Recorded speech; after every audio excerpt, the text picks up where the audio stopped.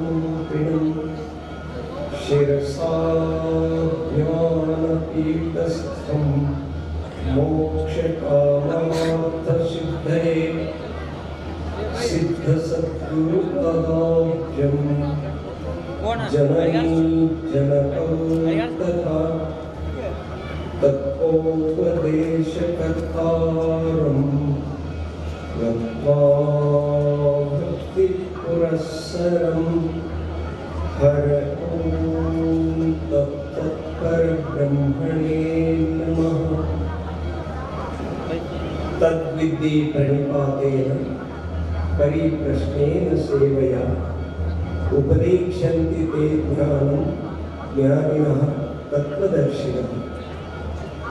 परम पूज्य प्रातस्मरणीय ಸದ್ಗುರುಗಳ ದಿವ್ಯ ಚರಣಾರವಿಂದಗಳು ಎಲ್ಲ ಹೃದಯಾರವಿಂದದಲ್ಲಿ ಸ್ಮರಿಸುತ್ತ ಶ್ರೀಮದ್ ಜಗದ್ಗುರು ಸಿದ್ಧಾರೂಢ ಸ್ಥಿತಪ್ರಜ್ಞ ಮಹಾಮೌನಯೋಗಿ ಗುರುನಾಥರೂಢರ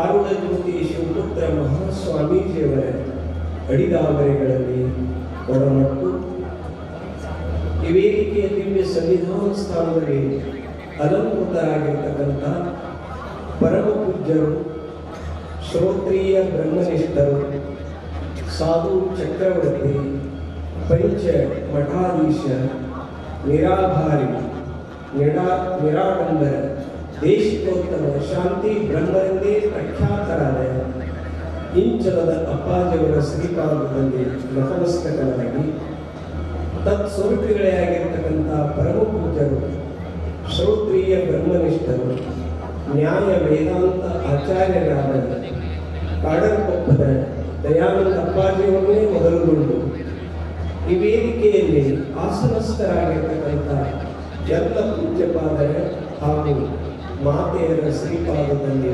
ಶಿರವಾಗಿ ತಮ್ಮೆಲ್ಲರ ಸಹೃದಯಕ್ಕೆ ಸಾಕ್ಷಿ ರೂಪದಿಂದ ಬೆಳೆದುಕೊಂಡ ಆ ಪರಾತ್ಪರ ಪರಶುವಿಗೂ ಕೂಡ ಒಲಿಸುತ್ತ ತಮ್ಮೆಲ್ಲರಿಗೂ ಶರಣ. ಪ್ರಸ್ತುತ ಇವತ್ತಿನ ಅಧಿಕರಣವಾಗಿರಿಸಿಕೊಂಡಿರ್ತಕ್ಕಂಥ ವಿಷಯ ಅಖಿಲಾಂಡ ಕೋಟಿ ಬ್ರಹ್ಮಾಂಡ ನಾಯಕ ಆನಂದ ಕಂದ ಶ್ರೀಕೃಷ್ಣ ಚಂದ್ರನ ಮುಖಾರವಿಂದದಿಂದ ಹೊರಹೊಮ್ಮಿದ ಶ್ರೀಮದ್ ಭಗವದ್ಗೀತೆ. ಆ ಗೀತೆಯ 4ನೇ ಅಧ್ಯಾಯದ 34ನೇ ಶ್ಲೋಕ. ಭಗವದ್ಗೀತೆ ಭಗವಂತನಿಂದ ಹಾಡಲ್ಪಟ್ಟಿರ್ತಕ್ಕಂಥ ಈ ಯಾವ ಹಾಡು ಇದಕ್ಕೆ ಭಗವದ್ಗೀತೆ ಅಂತ ಕರೀತಾ ಇದ್ದಾರೆ. ಇದು ಪ್ರಸ್ಥಾನತ್ರಯಕ್ಕೆ ಸೇರಿದಂತ ಒಂದು ಮಹಾನ್ ವಿಶ್ವಮಾನ್ಯವಾಗಿರ್ತಕ್ಕಂಥ ಗ್ರಂಥ. ಶ್ರುತಿ ಪ್ರಸ್ಥಾನ, ಸ್ಮೃತಿ ಪ್ರಸ್ಥಾನ, ನ್ಯಾಯ ಪ್ರಸ್ಥಾನ ಅಂತ ಈಗ ಪ್ರಸ್ಥಾನ ತ್ರಯಗಳು. ಇವಕ್ಕೆ ಮಂತ್ರ ಪ್ರಸ್ಥಾನ, ಶ್ಲೋಕ ಪ್ರಸ್ಥಾನ ಮತ್ತು ಸೂತ್ರ ಪ್ರಸ್ಥಾನ ಅಂತಲೂ ಕೂಡ ಕರೀತಾ ಇದ್ದಾರೆ. ಪ್ರಕೃಷ್ಟ ಯಾವ ನಮ್ಮ ಸ್ಥಿತಿ ಅದ, ಆ ಸ್ಥಿತಿಯ ಜ್ಞಾನ ನಮಗೆ ಎದರಿಂದ ಆಗ್ತದೆ ಅಂತ ಆ ಜ್ಞಾನವನ್ನು ತಿಳಿಸ್ತಕ್ಕಂಥ ಈ ಮೂರು ಪ್ರಸ್ಥಾನಗಳು.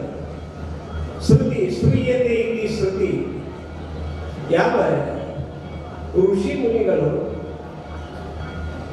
ಅವರು ಕ್ರಾಂತದರ್ಶಿಗಳು ಆ ಭಗವಂತನ ವಿಶ್ವಾಸದಿಂದ ಹೊರಬಂದಿರತಕ್ಕಂಥ ಮಂತ್ರಗಳನ್ನು ಕೇಳಿಸಿಕೊಂಡು ತಮ್ಮ ಶಿಷ್ಯ ವರ್ಗಕ್ಕೆ ಉಪದೇಶ ಮಾಡಿದರು. ಅದಕ್ಕೆ ಶ್ರುತಿ ಅಂತ ಕೇಳಿದ್ರು. ಈಗ ದಶೋಪನಿಷತ್ಗಳು ಇಲ್ಲಿ ಮುಖ್ಯ. ಹಾಗೆ ನೋಡಿದರೆ 108 ಉಪನಿಷತ್ಗಳು ಜ್ಞಾನವನ್ನು ಪ್ರತಿಪಾದನೆ ಮಾಡತಕ್ಕಂಥವು. ಅದರಲ್ಲಿ ವಿಶೇಷವಾಗಿ ಆದಿ ಜಗದ್ಗುರು ಭಗವತ್ ಪೂಜ್ಯಪಾದರು ಈ 10 ಉಪನಿಷತ್ಗಳಿಗೆ ಭಾಷ್ಯವನ್ನು ಬರೆದರು. ಅದಕ್ಕೆ ಇವು ಮುಖ್ಯವಾಗಿ ಹೇಳ್ತಕ್ಕಂಥವು. ಇನ್ನು ಶ್ರೀಮದ್ ಭಗವದ್ಗೀತೆ ಭಗವಂತನ ಮುಖದಿಂದ ಬಂದಿರತಕ್ಕಂಥವು. ಆ ಅರ್ಜುನನನ್ನೇ ನಿಮಿತ್ತ ಮಾಡಿಕೊಂಡು ವಾಸ್ತವಿಕವಾಗಿ ಕೃಷ್ಣ ಮತ್ತು ಅರ್ಜುನ ಇವರು ಮತ್ಯಾರು ಅಲ್ಲ, ನರನಾರಾಯಣರ ಅವತಾರ. ವಾಸ್ತವಿಕವಾಗಿ ವಿಚಾರ ದೃಷ್ಟಿಯಿಂದ ನೋಡಿದ್ರೆ ಅರ್ಜುನನಿಗೆ ಅಜ್ಞಾನದ ಬಂಧಕ್ಕೆ ಒಳಗಾಗಿರಂತ ತಿಳ್ಕೊಂಡು ಕೃಷ್ಣ ಪರಮಾತ್ಮ ಉಪದೇಶ ಮಾಡಿಲ್ಲ. ಇದು ಪಕ್ಕ ನಾವು ತಿಳಿದುಕೊಳ್ಳಬೇಕು. ಅದು ಒಂದು ನಿಮಿತ್ತ. ಈ ಜಗತ್ತಿನ ಉದ್ಧಾರಗೋಸ್ಕರವಾಗಿ ನರನಾರಾಯಣರೇ ಕೃಷ್ಣಾರ್ಜುನ ರೂಪದಿಂದ ಅವತಾರ ತಾಳಿದಂದು ಕೃಷ್ಣ ಭಗವಂತ ಅರ್ಜುನನನ್ನು ನಿಮಿತ್ತ ಮಾಡಿಕೊಂಡು ನಮ್ಮ ನಿಮ್ಮಂತ ಜಡಜೀವಿಗಳ ಉದ್ಧಾರಗೋಸ್ಕರವಾಗಿ ಉಪದೇಶ ಮಾಡಿದಂತ ಈ ಯಾವ ಶ್ರೀಮದ್ ಭಗವದ್ಗೀತೆ ಬಹಳ ಸುಂದರವಾಗಿ ಅದನ್ನು ಕೇಳಿದ್ರೆ ಈ ಗೀತೆಯಲ್ಲಿ ಈ ವಿಷಯ ಇಲ್ಲ ಅಂತ ಇಲ್ಲ. ಅದಕ್ಕೆ ಒಬ್ಬರು ಮಹಾತ್ಮರು ಈ ಗೀತೆ ಬಗ್ಗೆ ತಮ್ಮ ಅಭಿಪ್ರಾಯ ವ್ಯಕ್ತ ಮಾಡುವಾಗ ಅಂತ ಹರಿಸಮ ಜಗಮೇ ವಸ್ತು ನಹಿ ಪ್ರೇಮ ಸಮ ನಹಿ ಪಂಥ ಸದ್ಗುರು ಸಮ ಸಜ್ಜನ ನಹಿ ಗೀತಾ ಸಮ ನಹಿ ಗ್ರಂಥ ಅಂತ ಹೇಳಿದ್ದಾರೆ. ಹರಿಸಮ ಜಗಮೇ ವಸ್ತು ನಹಿ, ಪರಮಾತ್ಮನಂತ ವಸ್ತು ಜಗತ್ತಿನಲ್ಲಿ ಎಲ್ಲೊಂದು ಯಾವುದೂ ಇಲ್ಲ. ಯಾಕೆ ಅಂತ ಕೇಳಿದ್ರೆ ಹರಿರ ಹರತಿ ಪಾಪಾನಿ, ಆ ಭಗವಂತನ ನಾಮ ನಮ್ಮ ಮುಖಕ್ಕೆ ಬಂದರೆ ಸಾಕು ನಮ್ಮಲ್ಲಿರ್ತಕ್ಕಂಥ ಎಲ್ಲ ಪಾಪಗಳು ಇಲ್ಲವಾಗ್ತವೆ. ಅದಕ್ಕೆ ವಸತಿ ವಸ್ತು ಯಾವಾಗಲೂ ಏನಂತ ಕೇಳಿದ್ರೆ ಭೂತ ಭವಿಷ್ಯ ವರ್ತಮಾನ ಕಾಲದಲ್ಲಿ ಇರ್ತಕ್ಕಂಥ ಯಾವ ಪರತತ್ವದ ಅದಕ್ಕೆ ಹರಿ ಅಂತ ಕರೀತಾರೆ. ಅದಕ್ಕೆ ಅಂತ ವಸ್ತು ಏನೊಂದು ಇಲ್ಲ.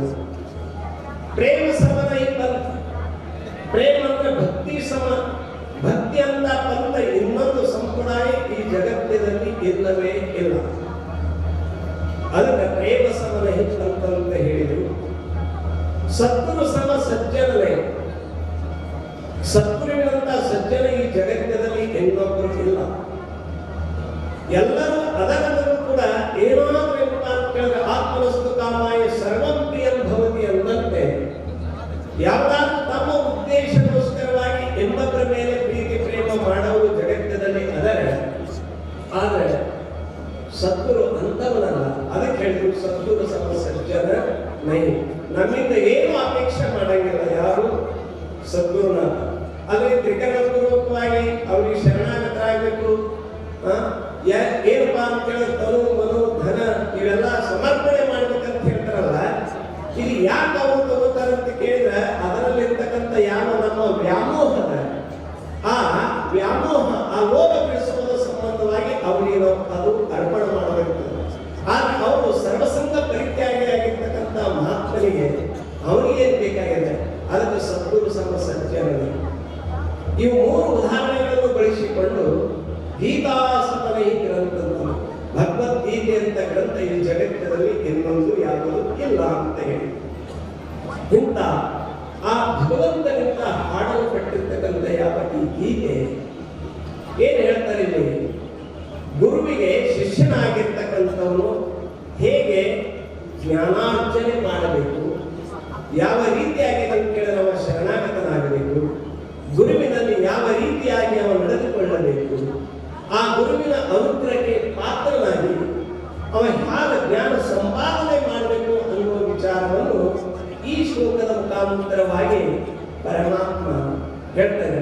ತದ್ವಿದ್ಧಿ ಪ್ರಣಿಪಾತೇನ ಪರಿಪ್ರಶ್ನೇನ ಸೇವೆಯ ಉಪದೇಕ್ಷಂತಿತೆ ಜ್ಞಾನಂ ಜ್ಞಾನಿನ ತತ್ವದರ್ಶನ. ತದ್ವಿದ್ಯೆ ಅದನ್ನು ನೀನು ತಿಳಿದುಕೊಳ್ಳಬೇಕಾಗಿದ್ದರೆ ನೀ ಏನು ಮಾಡಿದಪ್ಪ ಅಂತ ಕೇಳಿದ್ರೆ, ಗುರುವಿಗೆ ನೀನು ವಿಧಿಯುಕ್ತವಾಗಿ ಸಮೀಪಾನಿನಾಗಿ ಗುರುವಿಗೆ ಶಾಸ್ತ್ರಾಂಗ ಪ್ರಣಿಪಾತ ಮಾಡಿ ಶರಣಾಗತನಾಗ. ಶರಣಾಗತ ಆದ ಮೇಲೆ ಒಂದು ವೇಳೆ ನಿನಗೆ ಅವರು ಉಪದೇಶ ಮಾಡದೆ ಹೋಗಿದ್ರೆ ನೀನು ಏನು ಮಾಡಬೇಕಂತ ಕೇಳಿದ್ರೆ ಅವರು ಸೇವಾ ಮಾಡಬೇಕು. ಅಲ್ಲಿ ಚತುರ್ವಿಧ ಸೇವೆಗಳನ್ನು ಮಾಡಿ ಆಪ್ತ ಅಂಗ ಸ್ಥಾನ ಸದ್ಭಾವ ಎಂಬುವ 4 ಸೇವೆಗಳನ್ನು ಸದ್ಗುರು ಸ್ಥಾನದಲ್ಲಿ ಮಾಡಿ ಆ ಗುರುವಿನ ಕೃಪೆಗೆ ನೀನು ಪಾತ್ರನಾಗಬೇಕು. ಆ ಗುರು ಕರುಣೆಗೆ ನೀನು ಪಾತ್ರನಾದ್ರೆ ಸಂತರು ಹೇಳಿದಂತೆ ಕೃಪಾ ಕಟಾಕ್ಷ ಜ್ಞಾನಿಲೆ ಆಪಲೆ ಪೈರಿ ಬಯಸಲಿ. ಒಂದು ಕೃಪಾ ಕಟಾಕ್ಷದಿಂದ ಸದ್ಗುರುನಾಥ ಈ ನನ್ನ ಶಿಷ್ಯ ಉದ್ಧಾರ ಆಗ್ಬೇಕಂತ ಮನಸ್ಸು ಮಾಡಿದ್ರೆ ಸಾಕು, ನಿಂದೇನಾಗ್ತದಪ್ಪ ಅಂತ ಕೇಳಿದ್ರೆ ಉದ್ಧಾರ ಆಗ್ತದೆ. ಅದಕ್ಕಂತ ಆಗುವಂತ ರೀತಿ ಇಲ್ಲಿ ಹಾಗೆ ನಾವು ಪರಮಾರ್ಥ ಮಾಡಬೇಕು. ಗುರು ಹೇಗಿರ್ಬೇಕು, ಶಿಷ್ಯ ಹೇಗಿರ್ಬೇಕು, ಗುರು ಶಿಷ್ಯರ ಸಂಬಂಧ ಎಂಥದಿರ್ಬೇಕು, ಈ ಶಿಷ್ಯನು ಗುರುವಿಗೆ ಯಾವ ರೀತಿಯಾಗಿ ಶರಣಾಗತನಾಗಬೇಕು, ಯಾವ ಸೇವಾ ಮಾಡಬೇಕು, ಅವರ ಕೃಪೆಗೆ ಹೇಗೆ ಪಾತ್ರನಾಗಬೇಕು, ಗುರು ಯಾವ ರೀತಿಯಾಗಿ ಉಪದೇಶ ಮಾಡಬೇಕು ಅನ್ನೋ ವಿಚಾರ ಎಲ್ಲ ಬಹಳ ಅದಾವೆ. ಆದ್ರೆ ಇನ್ನು ಅನೇಕ ದೊಡ್ಡ ದೊಡ್ಡ ಮಹತ್ವಗಳು ಬರೋದರ ಬಂದಾರ ಎಲ್ಲರ ಸಮಯದ ಅಭಾವ.